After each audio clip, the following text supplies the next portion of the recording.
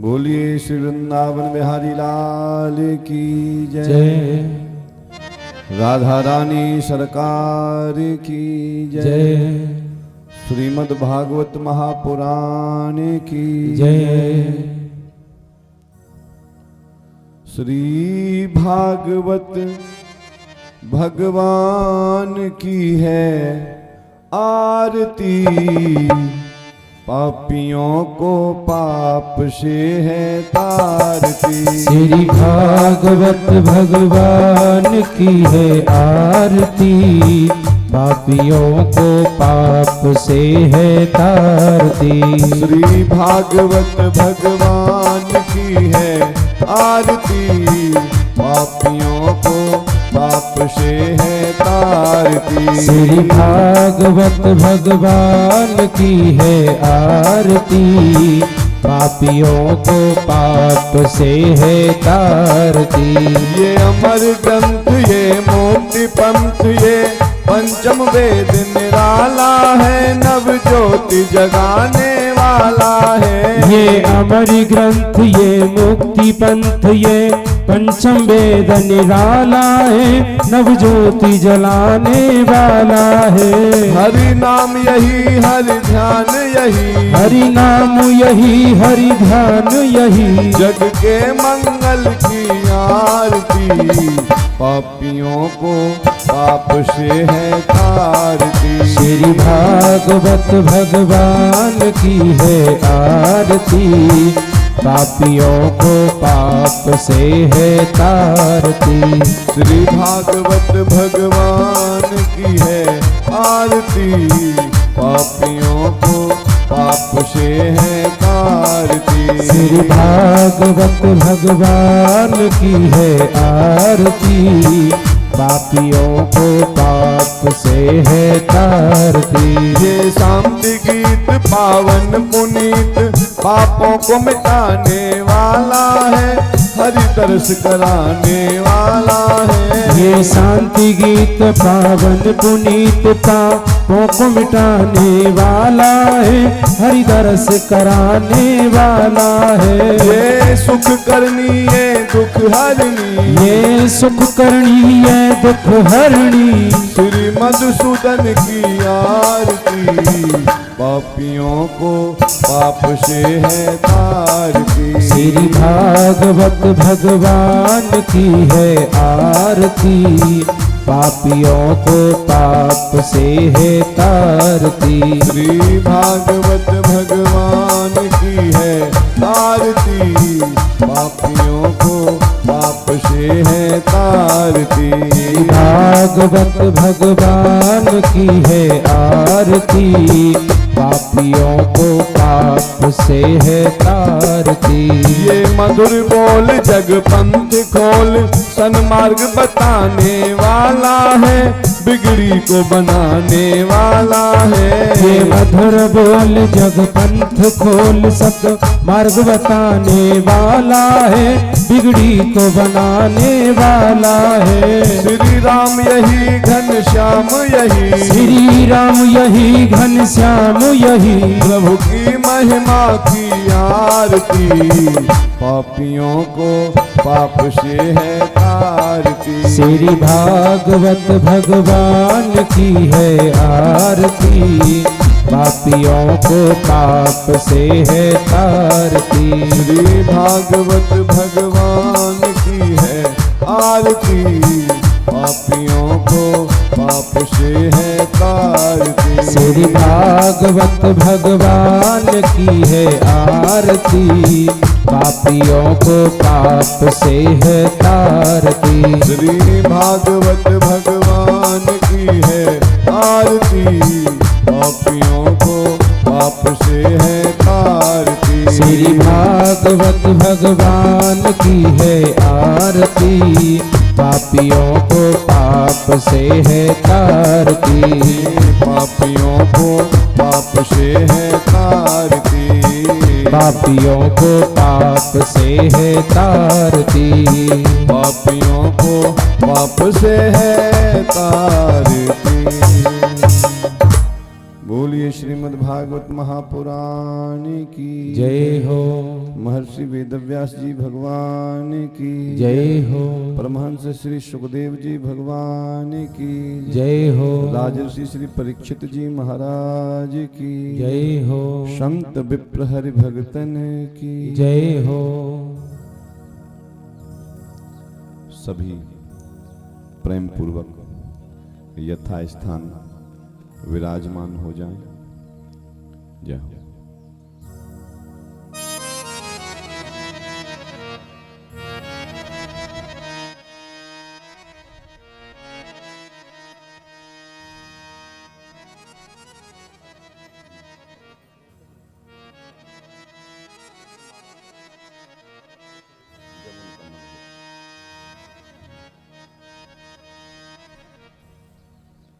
जय हो।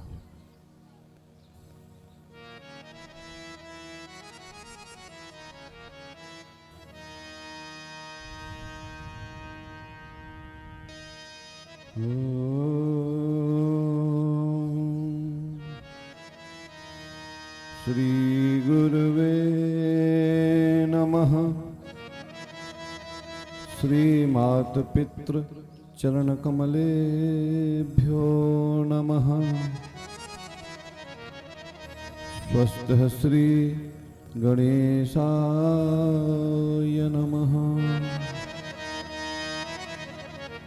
वर्णानामर्थसंघानां रसानां छन्दसामपि मंगलानां च कर्तारौ वन्दे वाणी विनायको।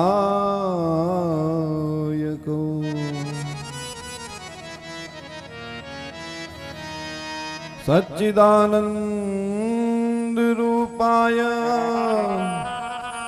विश्वमुत्पत्त्यादि हेतवे तापत्रय विनाशाय श्रीकृष्णाय वयं नमः। रामाय रामभद्राय रामचंद्राय वेधसे रघुनाथाय नाथाय सीताया पतये नमः।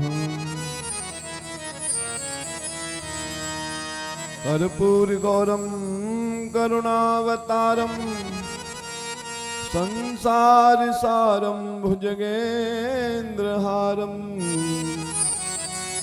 सदा वसन्तं हृदयारविन्दे भवं भवानी सहितं नमामि।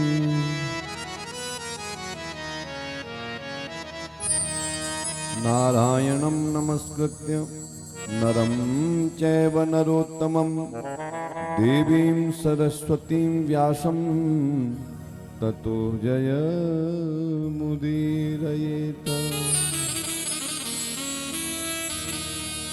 सर्वमङ्गलमाङ्गल्ये शिवे सर्वार्थसाधिके शरण्ये त्र्यम्बके गौरी नारायणी नमोस्तुते। महालक्ष्मी नमस्तुभ्यं नमस्तुभ्यं सुरेश्वरी। हरिप्रिये नमस्तुभ्यं नमस्तुभ्यं दयानिधे।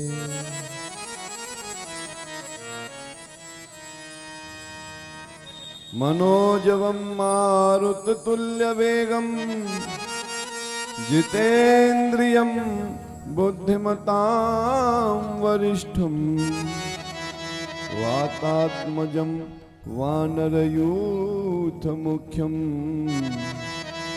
श्रीरामदूतं शरणं प्रपद्ये।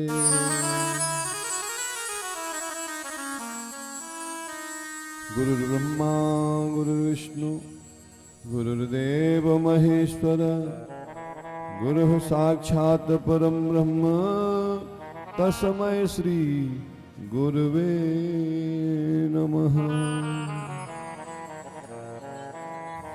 श्री गुरु चरण सरोज रज निज मन मुकुर सुधारि बरनौ रघुबर बिमल जसु जो दायकु फल चार। शिव समान दाता नहीं विपत्ति विदारन हार। लज्जा हमरी राखियों प्रभु वरधा के असवार।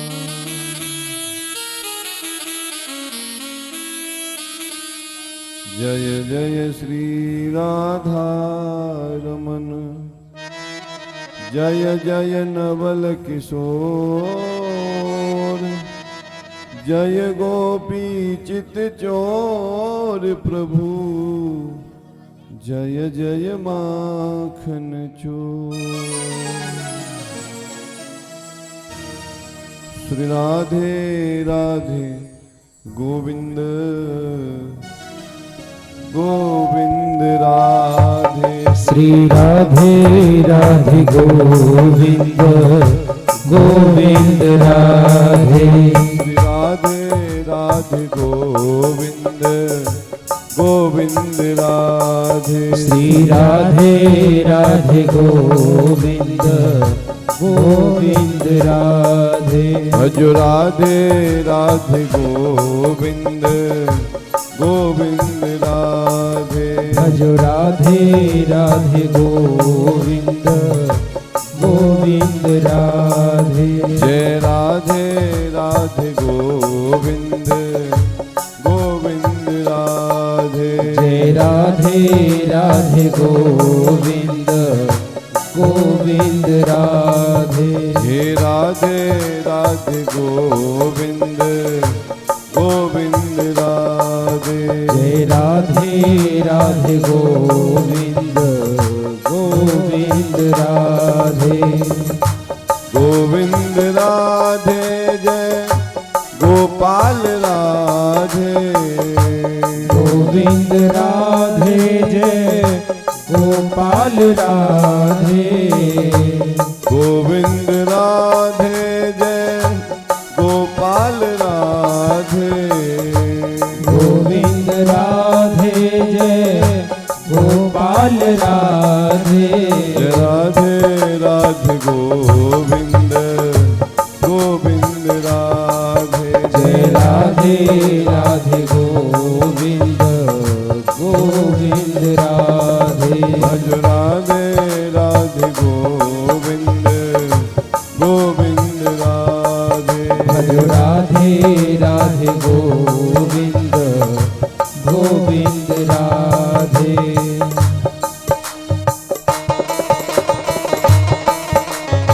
जय हो।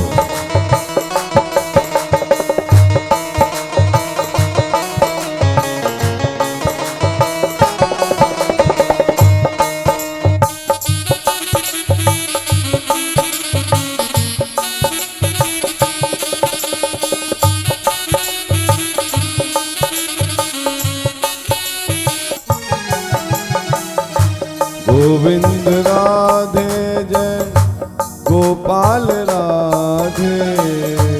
गोविंद राधे जय गोपाल राधे। गोविंद राधे जय गोपाल राधे। गोविंद राधे जय गोपाल राधे। गोविंद राधे जय गोपाल राधे। गोविंद राधे जय गोपाल राधे। गोविंद राधे जय गोपाल राधे। गोविंद राधे जय गोपाल राधे। गोविंद राधे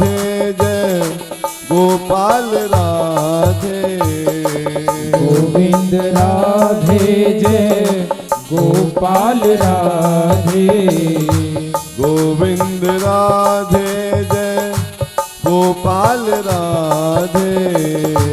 गोविंद राधे जय गोपाल राधे। राधे राधे गोविंद गोविंद राधे जय राधे राधे गोविंद गोविंद राधे। भज राधे राधे गोविंद गोविंद राधे। भज राधे राधे गोविंद गोविंद राधे।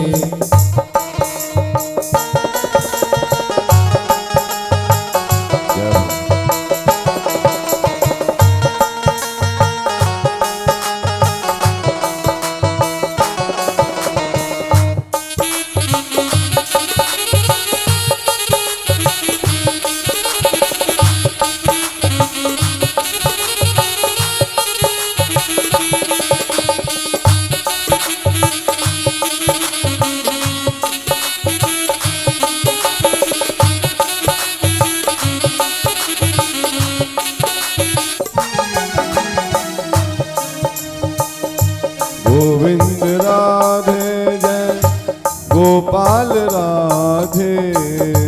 गोविंद राधे जय गोपाल राधे।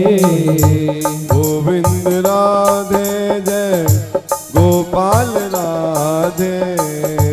गोविंद राधे जय गोपाल राधे। गोविंद राधे जय गोपाल राधे। गोविंद राधे जय गोपाल राधे। गोविंद राधे जय गोपाल राधे। गोविंद राधे जय गोपाल राधे। गोविंद राधे जय गोपाल राधे। गोविंद राधे जय गोपाल राधे। गोविंद राधे जय गोपाल राधे। गोविंद राधे जय गोपाल राधे। राधे राधे गोविंद गोविंद राधे। जय राधे राधे गोविंद गोविंद राधे। भज राधे राधे गोविंद गोविंद राधे। भज राधे राधे गोविंद गोविंद राधे। जय राधे राधे गोविंद गोविंद राधे।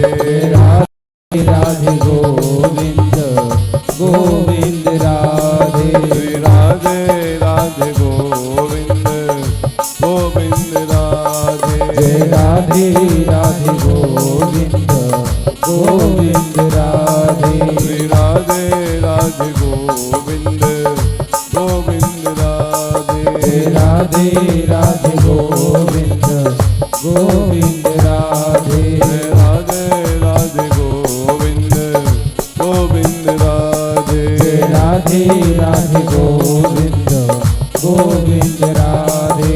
गोविंद राधे जय गोपाल राधे।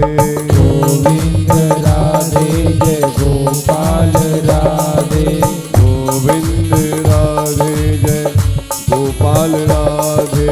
गोविंद राधे जय गोपाल राधे। गोविंद राधे जय गोपाल राधे। गोविंद राधे जय गोपाल राधे। गोविंद राधे जय गोपाल राधे। गोविंद राधे जय गोपाल राधे। गोविंद राधे गोपाल राधे। गोविंद राधे गोपाल राधे। गोविंद राधे जय गोपाल राधे। गोविंद राधे जय गोपाल राधे। गोविंद राधे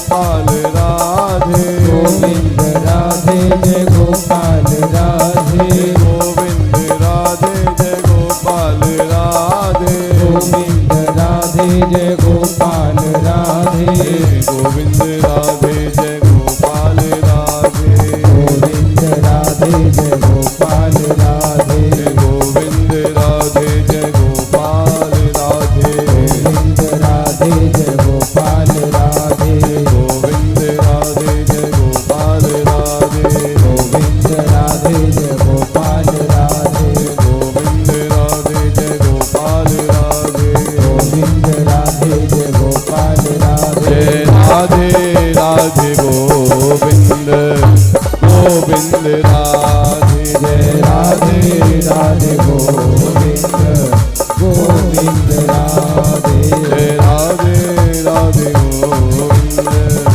गोविंद राधे राधे राधे गोविंद गोविंद राधे भज राधे राधे गोविंद गोविंद राधे राधे राधे गोविंद गोविंद राधे जय राधे राधे गोविंद गोविंद राधे राधे राधे गोविंद गोविंद राधे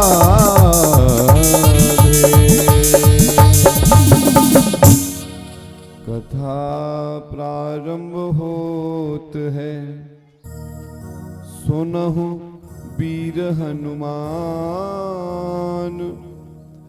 आसन आन विराजिए प्रभु नगर करो कल्याण।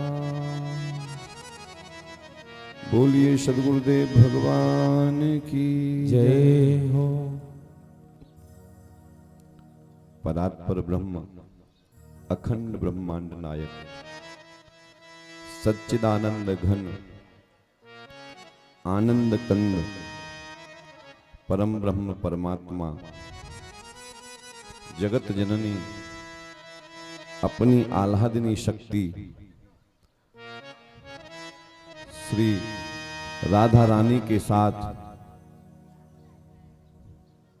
समस्त प्राणी मात्र के हृदय में निवास करने वाले हमारे प्रभु श्री कृष्णचंद्र भगवान की वांगमयी प्रतिमूर्ति श्रीमद् भागवत महापुराण का द्वितीय दिवस आरंभ हो रहा है।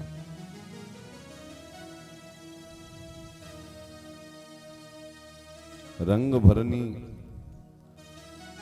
आमल की एकादशी व होली के पावन पर्व पर हमारे राष्ट्र भारत के उत्तर प्रदेश के जनपद हापुड़ के गांव लुखराड़ा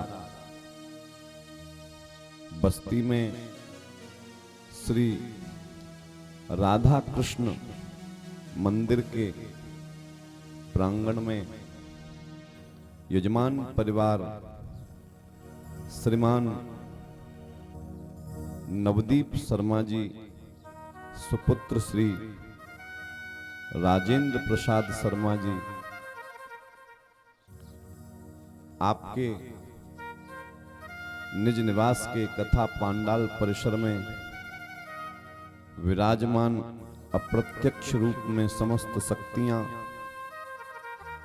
संतजन विप्रजन पितातुल्य बुजुर्ग माताएं बहनें युवान साथी छोटे बच्चे साउंड सिस्टम द्वारा जा रही दूर तक जहां भी आवाज और यूट्यूब चैनल चमन बिहारी के माध्यम से कथा श्रवण कर रहे सभी भगवत प्रेमी श्रोतागण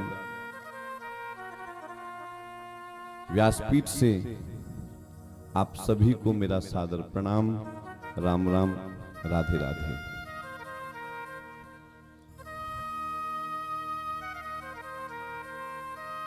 प्रभु की जब असीम अनुकंपा होती है, विशेष कृपा होती है, तभी हमें प्रभु की कथा सुनने को मिलती है। ठाकुर जी की कृपा के बिना प्रभु की, ठाकुर जी की कथा नहीं मिल पाती।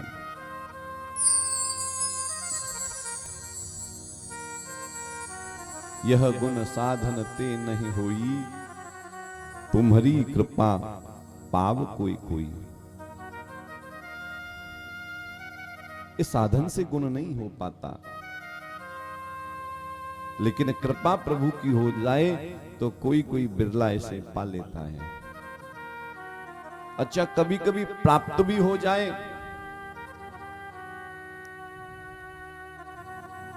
कथा हमारे यहां प्रारंभ भी हो जाए,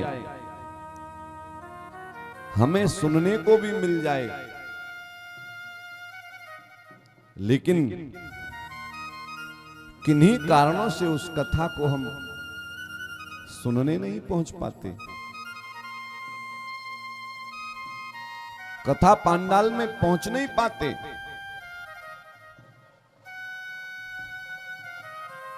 क्योंकि उसके लिए भी प्रभु की विशेष कृपा चाहिए। लिखा है, अति हरि कृपा जाहे पर होई, और पांव देह एहि मारग सोई। जिस जीव के ऊपर प्रभु की अत्यंत कृपा हो जाए, वही जीव भगवान की कथा श्रवण कर पाता है, कथा पांडाल में पहुंच पाता है, ऐसा बताया।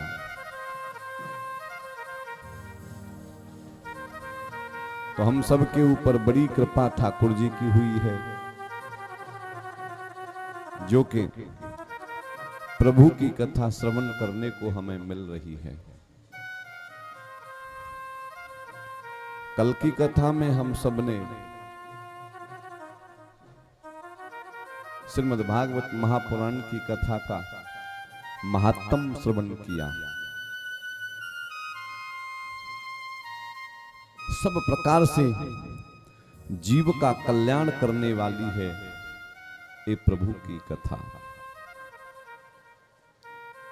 नैमिषारण्य तीर्थ में 88,000 मुनि एकत्रित हैं, अध्यक्षता कर रहे हैं श्री सौनक जी महाराज, कथा सुना रहे हैं सूत जी महाराज।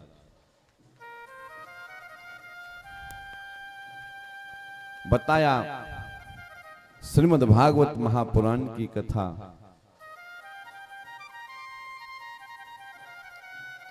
सब प्रकार से जीव का कल्याण करती है। और भागवत कथा में सर्वप्रथम वंदना करी सत्य की।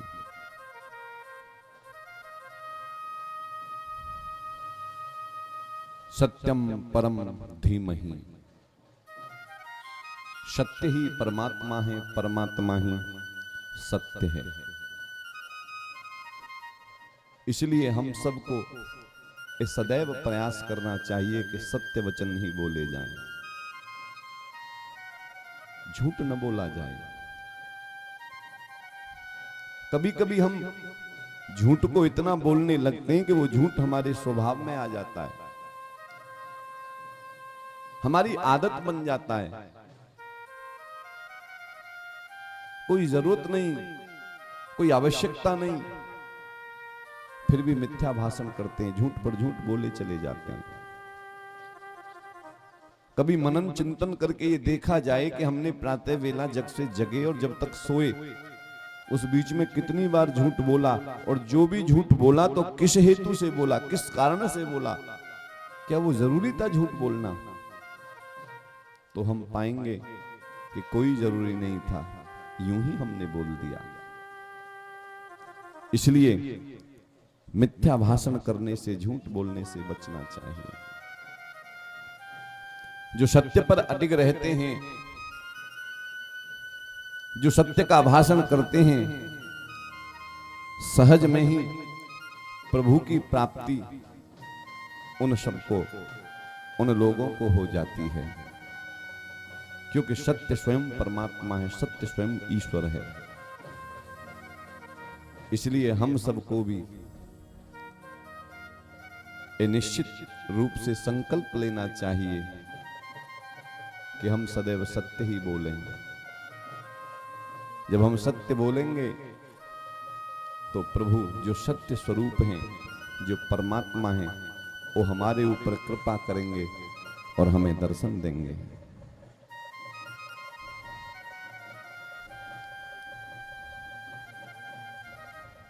कथा सुना रहे हैं सूत जी महाराज। बताया है वेद जो है वो वृक्ष है, और उस वेद वृक्ष का जो रसमय फल है वह है श्रीमद् भागवत महापुराण।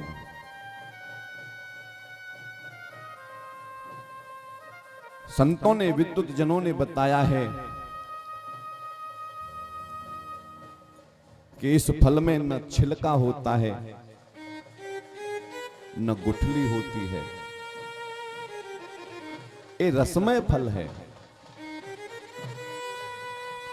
इसीलिए लिखा है कि रसमय फल खाया नहीं जाता, इसको पिया जाता है, इसको पान किया जाता है।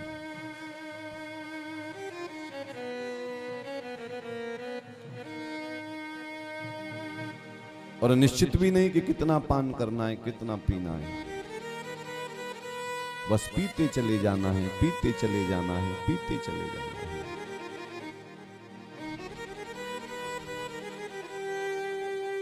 जो भगवान की भक्ति में लीन रहते हैं वो तो सदैव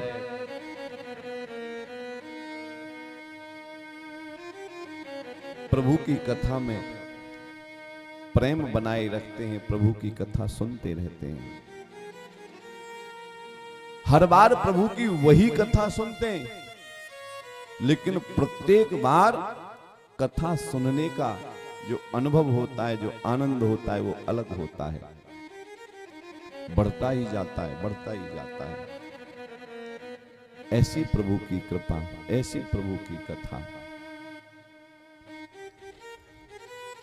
सौनक ऋषि ने प्रथम प्रश्न किया, गुरुदेव मानव का परम धर्म क्या है? कृपा करके आप हमें बताइए। दूसरा प्रश्न पूछा, हम मंदिर में पूजा करने जाते हैं और देखते हैं कि यहाँ शंकर जी का मंदिर, यहाँ राधा कृष्ण का मंदिर, यहाँ राम जी का दरबार, यहाँ हनुमान जी, यहाँ भैरव बाबा, यहाँ परा अम्बा, जगदम्बा, दुर्गा मैया। जाते जाते, पूजा करते करते कभी कभी मन में आता है कि इन देवों में श्रेष्ठ देव कौन सा है, हमें किसकी पूजा करनी चाहिए, किसको हमें मानना चाहिए। तीसरा प्रश्न पूछा, वेद में परमात्मा को अजन्मा कहा गया है,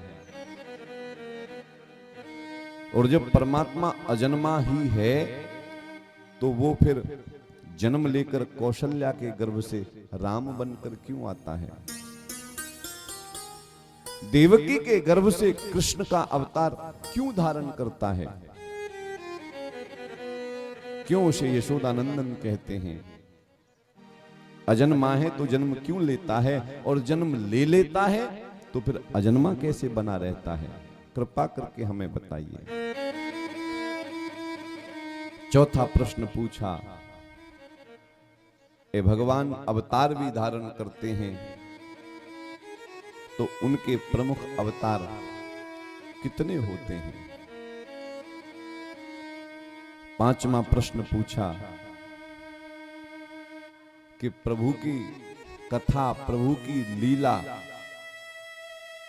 जिस प्रकार प्रभु अनंत हैं उसी प्रकार प्रभु की कथा और लीला भी अनंत हैं। इसलिए प्रभु की लीलाओं का, प्रभु की कथाओं का सार क्या है, कृपा करके हमें वो बताइए। और छठवां प्रश्न पूछा कि भगवान इस धराधाम में आते हैं अधर्मियों का विनाश करके, धर्म की ध्वजा को फहराने के लिए, सज्जनों को स्थापित करने के लिए, और इस धराधाम से दुष्ट अत्याचारियों का संहार करके धर्म का ध्वजा फहराकर सज्जनों को स्थापित करके जब इस धराधाम से वो परम धाम को चले जाते हैं तो फिर धर्म किसकी शरण में रहता है, धर्म कहां जाता है? कृपा करके हमें बताइए। प्रसन्न हो गए सूत जी महाराज, कह रहे हैं आपने जो भी प्रश्न पूछे हैं हे ऋषियों, उसमें आपका कोई भी निजी स्वार्थ के लिए अपना प्रश्न नहीं है।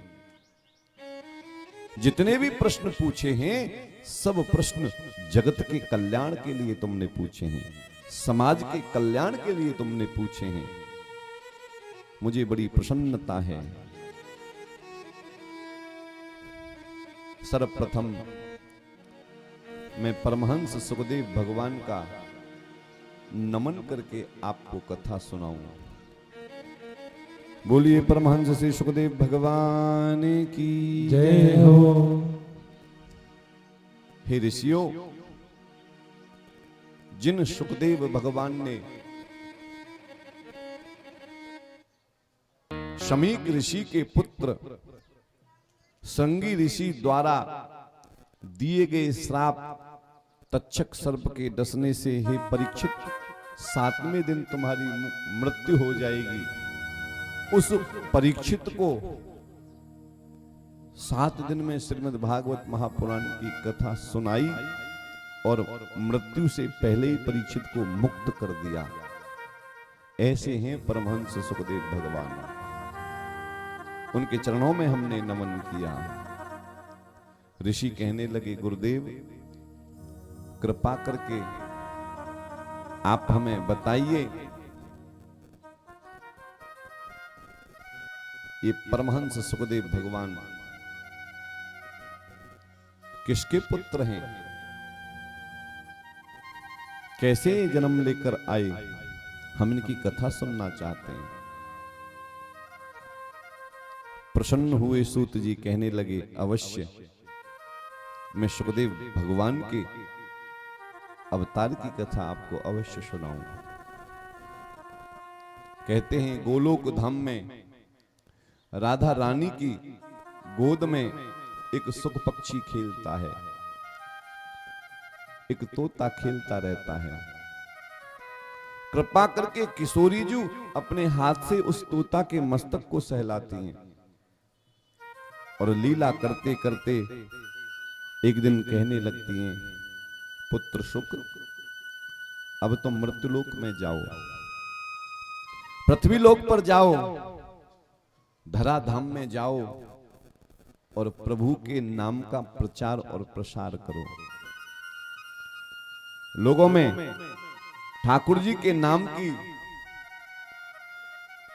भक्ति को, भजन को, उनके प्रताप को पहुंचाओ। लेकिन ये सुख पक्षी तो बोल देते हैं, नहीं नहीं, अगर मैं पृथ्वी पर गया तो भगवान की माया मुझे पकड़ लेगी।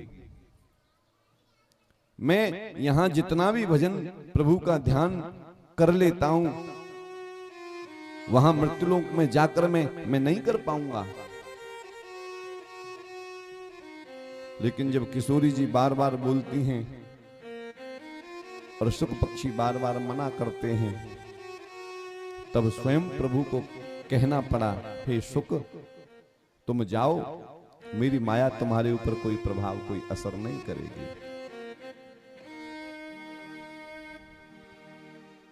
राजी हुए और कैलाश पर्वत पर एक शुक पक्षी पक्षिणी के ये जो जोड़ा वहां रहता है, उस सुख पक्षिणी के गर्भ से अंडा के रूप में प्रकट हुए। जीव का प्रादुर्भाव अभी हुआ नहीं। ठंडी बर्फीली तेज हवा चली, वो अंडा गिरा, फूट गया। सुख पक्षी पक्षिणी उस फूटे अंडे को वहीं छोड़कर निकल गए।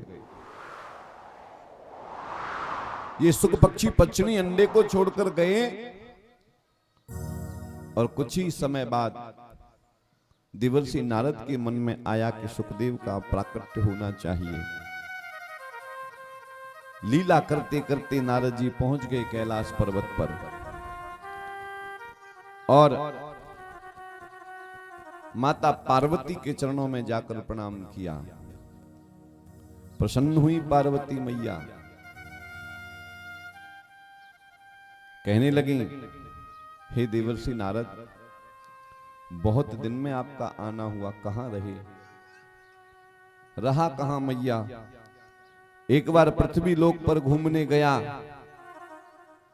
लेकिन लोगों का रहन सहन, लोगों का बर्ताव व्यवहार ऐसा हो गया है, कोई किसी पर विश्वास नहीं करता। ईर्ष्या देश से लोग भर चुके हैं, एक दूसरे से इतना ईर्ष्या द्वेष करते हैं, कोई किसी से सच्चा प्रेम नहीं करता। फिर मेरा कहीं घूमने के लिए, आने जाने के लिए मन नहीं होता, बस प्रभु का भजन करता रहता हूं। मन ही मन सोच रहे हैं, ब्रह्मांडी को और ब्रह्मा का तो झगड़ा करा ही चुका हूं, लक्ष्मी जी और नारायण भगवान के बीच में भी झगड़ा करवा चुका हूं, अब भोले बाबा पार्वती का नंबर है। मैया, जब कोई किसी से सच्चा प्रेम नहीं करता तो सच्ची बात भी कोई किसी को नहीं बताता। सब दुराव रखते हैं, छिपाव रखते हैं, भेद करते हैं आपस में। ऐसे संसार के लोग हो गए, इसलिए सब जगह मैंने आना जाना छोड़ दिया। पार्वती कहने लगी, लेकिन संसार के लोग ऐसा हो गए हैं, वहां नहीं आते जाते ठीक है, लेकिन कैलाश पर तो आया जाया करो। हमारी बात कर रहे हो तो मैं तो प्राणनाथ भोले शंकर से इतना प्रेम करती हूं, वर्णन नहीं कर सकती। और नारद जी, जितना प्रेम मैं प्रभु से करती हूं, उससे कहीं अधिक भोलेनाथ मुझे प्रेम करते हैं। तभी कोई बात मुझसे छिपाते नहीं, दुराव नहीं रखते। भगवान की समाधि में बैठे हैं, जिस झांकी में प्रभु का दर्शन होगा, राम रूप में प्रभु दर्शन दें, कृष्ण रूप में प्रभु दर्शन दें, समाधि से जब आते हैं तो आकर मुझे अवश्य बताते हैं कि मैंने आज इस रूप के प्रभु के दर्शन किए। नारद जी कहने लगे, ठीक है मैया, इतना प्रेम आपसे करते हैं तो फिर तो आपको जरूर बताया होगा भोले बाबा ने कि उनके गले में जो मुंडों की माला पड़ी है, उसमें किसके मुंड हैं? उस माला में जो मुंडे हैं वो हैं किसके? ये जरूर आपको पता होगा। पार्वती मैया तो चुप रह गई, कहने लगी, ये बात तो मुझे नहीं पता, ये बात तो मुझे नहीं बताई। लेकिन मैया, आप तो कह रही थी कि भोलेनाथ मुझे विशेष प्रेम करते हैं, कभी कुछ मुझसे छिपाते नहीं, दुराव नहीं रखते, फिर ये बात आपको क्यों नहीं पता? हर क्षण हर पल जो मुंडों की माला भोलेनाथ के गले में रहती है, उसमें किसके मुंड हैं, यही बात आपको नहीं बताई, मैं कैसे मानूं? पार्वती जी सोच में पड़ गईं और नारद जी प्रणाम करके वहां से निकल लिए। माता जी प्रणाम, हो गया काम। और निकले वहां से जहां पर भोलेनाथ भगवान की समाधि में बैठते। वट वृक्ष के नीचे जाकर भोलेनाथ के चरणों में प्रणाम किया। बाबा प्रणाम, समाधि खुल गई है, जल्दी से घर चले जाओ, मैया याद कर रही हैं। भोले बाबा कहने लगे आप भी रुको, ठहरो। बोले नहीं, बहुत देर हुई, माता के ही पास था। शंकर भगवान कह रहे हैं जहां आपके चरण पड़ जाएं वहां तो कल्याण ही कल्याण है। जरूर कोई न कोई बीज बो कर गए होंगे। और शंकर भगवान जैसे ही गए माता पार्वती के समीप, रोजाना तो समाधि से आने पर चरणों में वंदना करती, आसन देती, बैठने के लिए स्वागत करती, प्रसन्नता पूर्वक पूछती कौन झांकी का दर्शन आज हुआ। लेकिन आज तो मुंह फुलाकर दूसरी ओर मुंह करके बैठी। देवी क्या बात है, क्यों रुष्ट हो आप, कारण बताओ। बार बार पूछने पर पार्वती जी बोलती हैं मैं तो समझती थी आप मुझसे सच्चा प्रेम करते हैं, मुझसे कोई छल कपट कोई छिपाव दुराव नहीं रखते। लेकिन आज समझ में आया कि आप तो मुझसे कपट करते हैं, आप कपटी हैं। भोलेनाथ कहने लगे कारण तो बताओ, हमने क्या कपट किया, क्या छल किया, क्या छिपाव किया। ये नारद जी आए थे, कोई बात वो तो बोलकर नहीं चले गए। बोले हाँ वही बोल कर गए, मैं तो भ्रम में थी, मेरी तो आंख खोल दी नारद जी ने। मैं पूछना चाहती हूं आपके गले में जो मुंडों की माला है, इसमें ये मुंड किसके हैं, ये किसकी खोपड़ी है।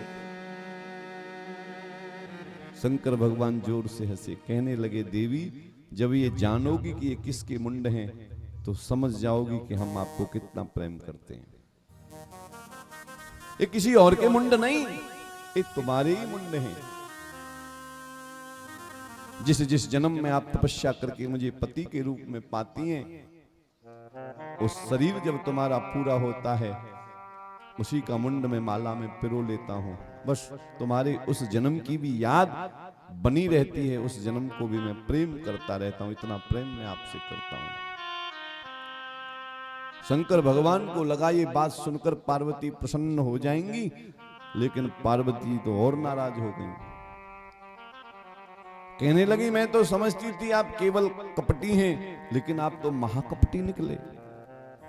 अब क्या हुआ? कहने लगी मैं जन्म लेती हूं, आपके चरणों की दासी बनती हूं और फिर मर जाती हूं। आप मेरे उस शरीर के मुंड को माला में पिरो लेते हैं। मैं जन्म लेती हूं, मर जाती हूं, जन्म लेती हूं, मर जाती हूं। आप क्यों नहीं मरते? या तो आपको भी मरना चाहिए, या तो फिर हे भोलेनाथ जो जड़ी बूटी जो औषधि आपने खा रखी है कि आप कभी मरते नहीं, वो मुझे भी खिलाओ, मुझे भी अपनी तरह अमर बनाओ। मैं भी मरना नहीं चाहती, आपके चरणों की सदैव दासी बने रहना चाहती हूं। भोलेनाथ कहने लगे देवी मैंने तो प्रभु की अमर कथा सुन रखी है, मैं तो परमात्मा की अमर कथा में नित्य लीन रहता हूं, बस उसके प्रभाव से मेरी मृत्यु नहीं आती। मैंने तो प्रभु के राम के नाम का महत्व जान रखा है, उसी के कारण तो मैंने समुद्र मंथन से निकला हुआ वो विष रा कहकर मुंह खोला और उस विष को पान किया और मां कहकर मुंह बंद किया। रा और मां के बीच में वो विष मेरे कंठ पर स्थापित हो गया, मेरी मृत्यु नहीं हुई, मेरा नाम नीलकंठ पड़ गया। प्रसन्न हो गई मैया। बोलिए नीलकंठ महादेव की जय हो। लेकिन बार बार कहती हैं प्राणनाथ किसी का घर कल्प वृक्ष के नीचे हो और फिर भी वो दरिद्रता में जीवन जिए, ऐसा कैसे हो सकता है? मैं चाहती हूं, मैं आपके चरणों की दासी हूं, आप मेरे ऊपर कृपा करिए, मुझे भी अमर कथा सुनाइए, कृपा करिए मेरे ऊपर, मुझे भी अपनी तरह अमर बना लीजिए।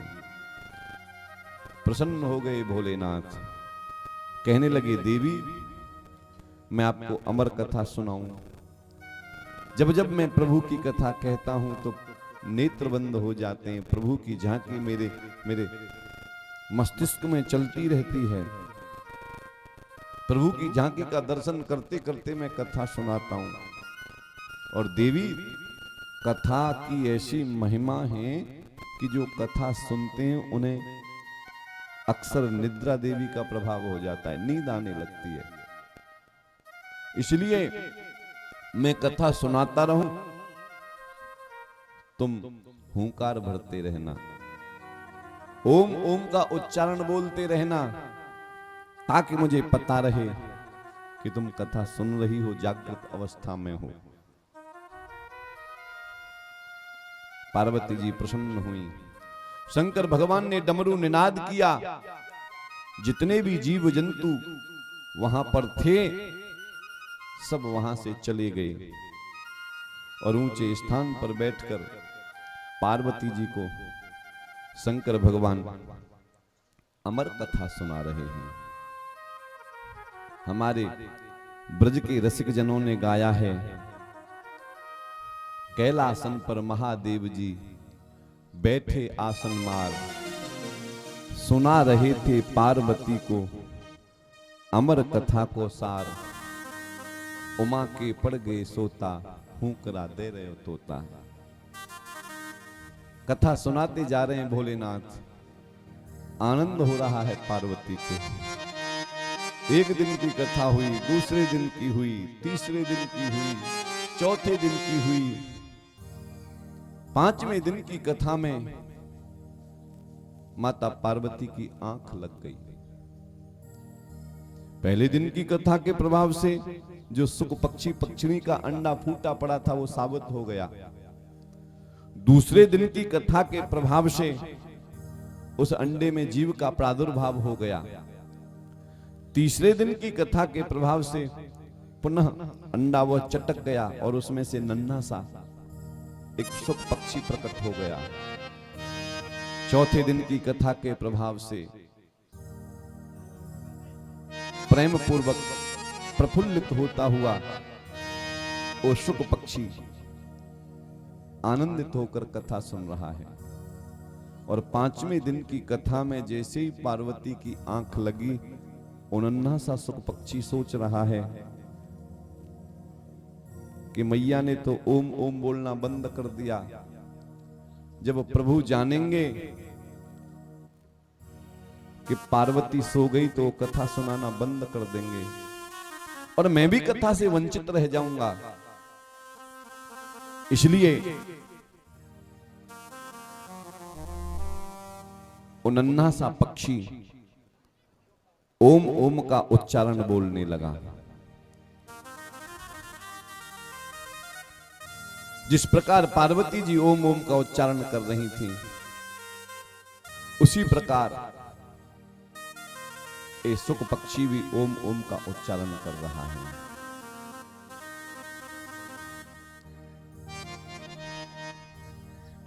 कैलासन पर महादेव जी बैठे आसन मारे, सुना रहे थे पार्वती को अमर कथा को सार, उमा के पड़ गए सोता, हुंकरा दे रहे हो तोता। उमा के पड़ गए सोता, हुंकरा दे रहे हो तोता। कैलासन पर महादेव जी बैठे आसन मार, सुना रहे थे पार्वती को अमर कथा को सार, उमा के पड़ गए सोता, हुंकरा दे रहे हो तोता। उमा के पड़ गए सोता, हुंकरा दे रहे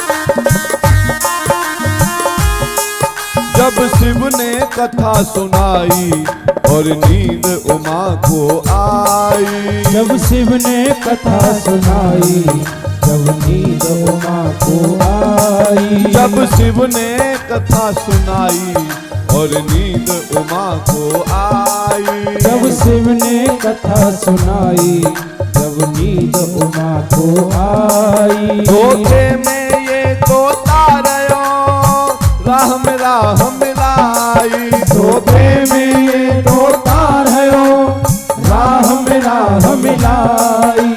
धोखे में तोता रहो, राह में राह मिलाई। धोखे में तोता रहो, राह में राह मिलाई। पार्वती तब मुख से बोली, पार्वती तब मुख से बोली। लागी करन विचार उमा के चढ़ गए सोता।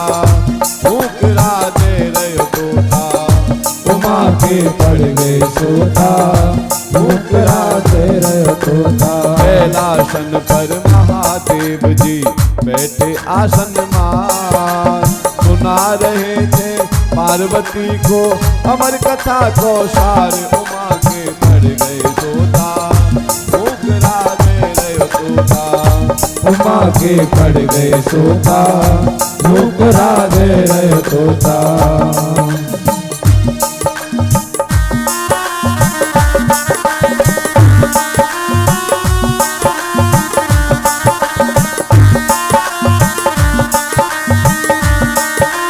जय हो।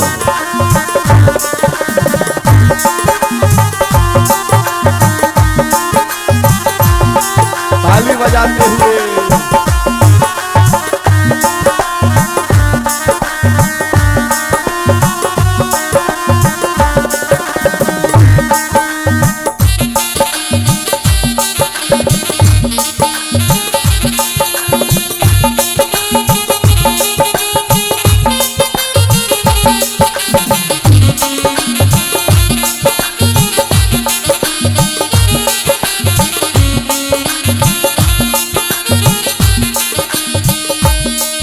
जब तोता उड़न लगो है, शिव ने त्रिशूल उठायो। जब तोता उड़ने लगो है, शिव ने त्रिशूल उठायो। जब तोता उड़न लगो है, शिव ने त्रिशूल उठायो। जब तोता उड़ने लगो है, शिव ने त्रिशूल उठायो। वेद व्यास की पत्नी बिटुका के गर्भ में आयो। वेद व्यास की पत्नी बिटुका के गर्भ में आयो। वेद व्यास की पत्नी बिटुका के गर्भ में आयो। वेद व्यास की पत्नी बिटुका के गर्भ में आयो। गर्भ के भीतर रहो ये तोता, गर्भ के भीतर रहो ये तोता। पूरे 12 साल उमा के चढ़ गए सोता। फूकरा दे रहे तोता, उमा के पड़ गए सोता। मुकरा दे रहे तोता। कैलासन पर महादेव जी बैठे आसन मार। सुना रहे थे पार्वती को अमर कथा को सार। उमा के चढ़ गए सोता, फूकरा दे रहे तोता। उमा के पड़ गए सोता। मुकरा दे रहे तोता। उमा के पड़ गए सोता, फूकरा दे रहे तोता। उमा के पड़ गए सोता। मुकरा दे रहे तोता। उमा के पड़ गए सोता, फूकरा दे रहे तोता। उमा के पड़ गए सोता। मुकरा दे रहे तोता। बोलिए शंकर भगवान की जय हो। पार्वती मैया की जय हो। नमः पार्वती पते हर हर हर महादेव। भगवान भोलेनाथ कथा सुना रहे हैं और पार्वती जी को नींद आ गई। जैसे ही मैया को नींद आई, लगा शुक पक्षी को कि प्रभु कथा बंद कर देंगे, इसलिए क्यों न मैं ही अब ओम ओम का उच्चारण करना प्रारंभ कर दूं। और ये शुक पक्षी ओम ओम का उच्चारण बोलता है। कथा जब संपूर्ण हुई, जोर की जयकार शंकर भगवान ने लगाई। बोलिए सच्चिदानंद भगवान की जय। पार्वती मैया की आंख खुल गई। भोलेनाथ कहने लगे हो गई संपूर्ण कथा। बाबा संपूर्ण कथा हो गई, हाँ, लेकिन आप तो ये उद्धव चरित्र की कथा सुना रहे थे, उसकी बात तो मुझे पता नहीं रहा, आपने कब कथा पूरी कर दी। देवी आपको नींद आ गई क्या? हाँ हे स्वामी मेरी आंख लग गई। लेकिन आपको नींद आई तो फिर ये कथा कौन सुन रहा था? ये ओम ओम का उच्चारण कौन लगा रहा था? जैसे ही पुनः डमरू निनाद किया, जिस स्थान पर बैठकर भोलेनाथ कथा सुना रहे थे उसके पीछे एक वृक्ष की खोह से निकलकर एक नन्हा सा सुख पक्षी उड़ता हुआ चल पड़ा। क्रोध में भर गए भोलेनाथ और हाथ में त्रिशूल लिए उसके पीछे पीछे। आगे आगे सुख पक्षी, पीछे पीछे शंकर भगवान। ये बद्री धाम में महर्षि वेद व्यास की पर्णकुटी, जिस आश्रम का नाम सम्यप्रास, महर्षि वेद व्यास की धर्मपत्नी बिटुका देवी चर्चा कर ही रही थी। हे स्वामी मेरे कोई संतान नहीं है, मेरे एक सुंदर पुत्र उत्पन्न होना चाहिए। तब महर्षि वेदव्यास ने कहा ही था कि प्रभु की कृपा होगी, अवश्य हमारे घर पुत्र जन्म लेकर आएगा। उबासी ली है, जबाई ली है मैया बिटुका देवी ने। मुंह खोला कि वो नन्हा सा सुख पक्षी उड़ता हुआ माता के मुखारविंद से माता के उदर में चला गया। ढूंढते ढूंढते भोलेनाथ आए, पूरे आश्रम में देखा, लेकिन वो सुख पक्षी तो नहीं मिला। महर्षि वेदव्यास पूछते हैं भोलेनाथ किसे ढूंढ रहे हो?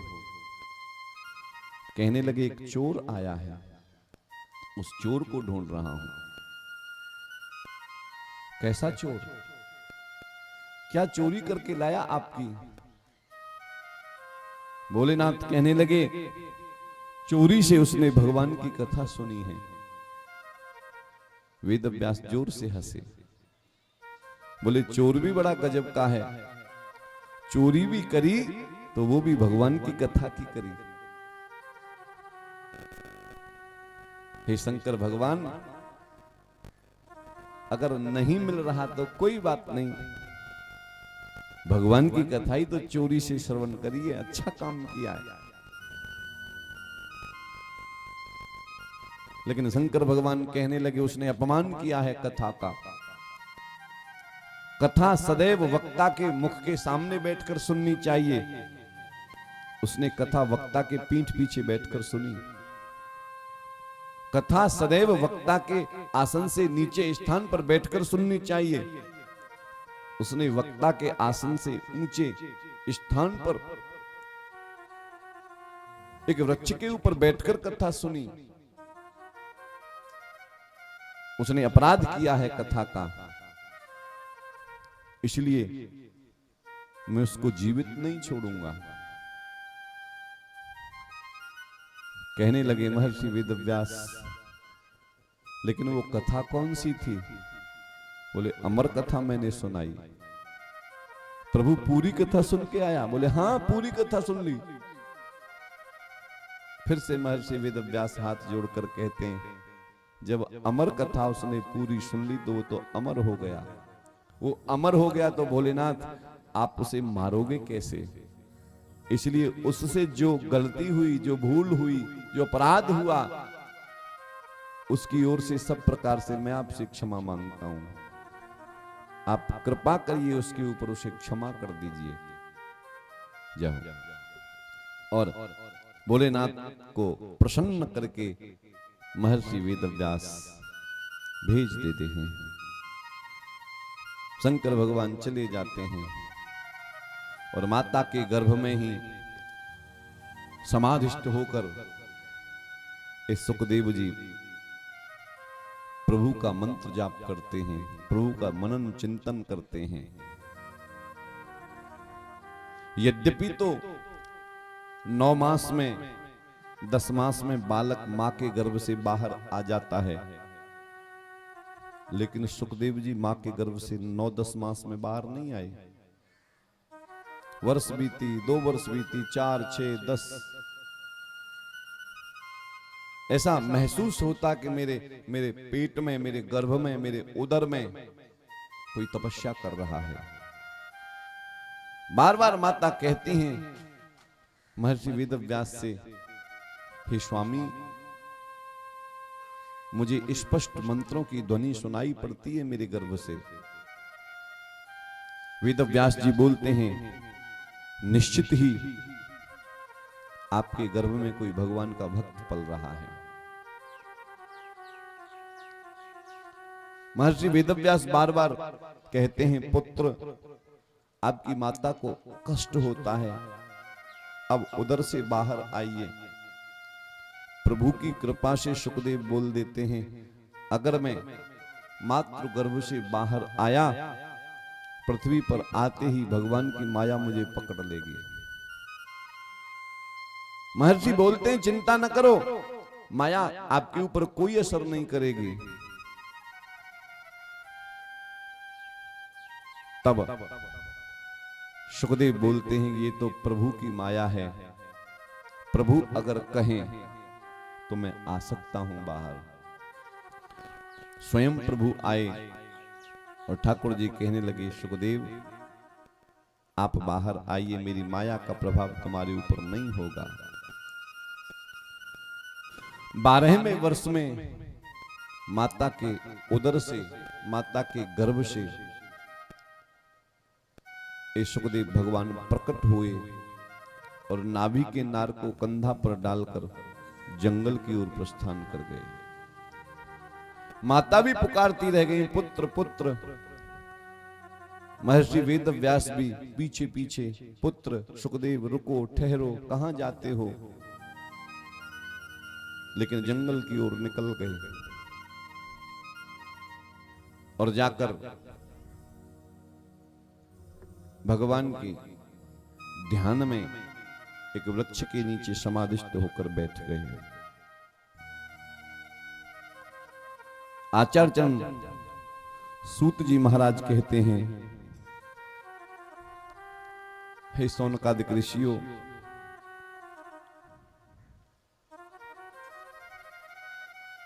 समाधि में बैठे सुखदेव भगवान और उधर जब पुत्र को वापस नहीं लौटा पाए, महर्षि वेदव्यास उदास मन से, निराश मन से अपनी पर्णकुटी में रह रहे हैं। कहते हैं सूत जी महाराज, ही सौनकादिक ऋषियों, आपने जो प्रश्न पूछा कि